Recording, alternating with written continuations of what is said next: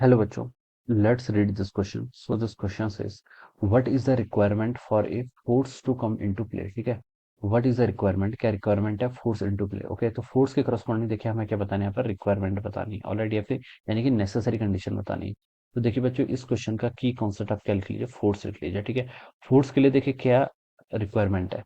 देखिए बच्चों फोर्स होता क्या, फोर्स होता है आपका इंटरेक्शन ऑफ द बॉडीज। क्या होता है आपका इंटरेक्शन ऑफ द बॉडीज।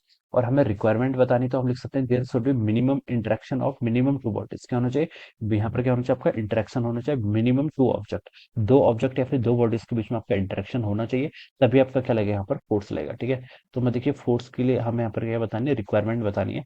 तो देखिए मैं क्या लिख सकता हूँ, interaction between interaction between minimum interaction between minimum two object is necessary, between two object is necessary, तभी देखिए क्या लगेगा आपका फोर्स लगेगा आपका। ठीक है, interaction between minimum two object is necessary, तभी हम बता सकते हैं आपका फोर्स क्या करेगा, आपका एक्ट करेगा। ठीक है, अब देखिए बच्चों दो ऑब्जेक्ट हैं, अगर दो ऑब्जेक्ट क्या कर रहे हैं, एक दूसरे से इंटरेक्ट कर रहे हैं, तभी क्या लगता है उनके बीच में आपका फोर्स लगता है। ठीक है, और इंटरेक्शन जरूरी नहीं है कि फिजिकल कॉन्टैक्ट हो। जैसे कि देखिए दो मासेस हैं, ये आपका एक मास m1 है, अगर एक सिर्फ सेपरेट मास, सिर्फ एक m1 मास है, ठीक है, ये किसी के साथ कॉन्टैक्ट में नहीं, ग्राउंड के साथ भी कॉन्टैक्ट में नहीं, कुछ नहीं है, ये सिर्फ ऐसा रखा हुआ है। ठीक है, तो देखिए हम बता सकते हैं कि इस पर आपका कोई फोर्स नहीं लगेगा। ठीक है, अगर हम यहाँ पर दो मासेस लेके आ गए, m1 m2 मासेस आ गए, अब हम बता सकते हैं देखिए ये दो मासेस हैं, इनके बीच में कौन सा फोर्स लगेगा, मासेस के कारण कौन सा फोर्स लगता है, ग्रेविटेशनल फोर्स लगता है।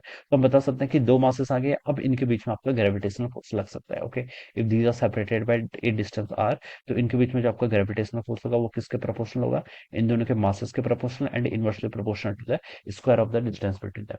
सिमिलरली अगर चार्ज होता तो हम दो चार्जेस के कारण बता देते हैं, या फिर देखिए अगर कोई ऑब्जेक्ट जैसे आपने किसी सरफेस के ऊपर रखा हुआ है, ठीक है, तो देखिए सरफेस और इस ऑब्जेक्ट के बीच में क्या होगा, इंटरेक्शन होगा। ठीक है, इस पर mg फोर्स लगेगा ड्यू टू अर्थ ग्रेविटी के कारण डाउनवर्ड डायरेक्शन में, और यहाँ पर हम बता सकते हैं ये क्या लगेगा, इसमें इंटरेक्शन लगेगी। ठीक है, ये नॉर्मल फोर्स लगेगी, ये जो आपकी क्या है ग्राउंड है, ये इसके मोशन को कंस्ट्रेंट कर रहा है डाउनवर्ड जाने से, तो इसमें क्या लगेगा, नॉर्मल फोर्स लगेगा। ठीक है, तो इस तरीके से हम यहाँ पर बता सकते हैं। ठीक है, तो हम बता सकते हैं कि फोर्स को एक्ट होने के लिए क्या चाहिए, मिनिमम आपके टू ऑब्जेक्ट क्या चाहिए, रिक्वायरमेंट है। ओके, तो यही हमसे पूछा था कि what is the requirement for a force to come into play, तो हम बता सकते हैं कि interaction between minimum two object is necessary for force to come into play. Okay, so this would be the answer। क्या हो जाएगा, interaction between minimum two object is necessary। okay, और जरूरी नहीं है कि फिजिकल कांटेक्ट हो, यहाँ पर देखिए आपका फिजिकल कांटेक्ट नहीं हुआ है, यहाँ पर आपका फिजिकल कांटेक्ट हुआ है। ठीक है, फिजिकल कांटेक्ट की नेसेसिटी नहीं है। Okay, so this would be the answer of this question।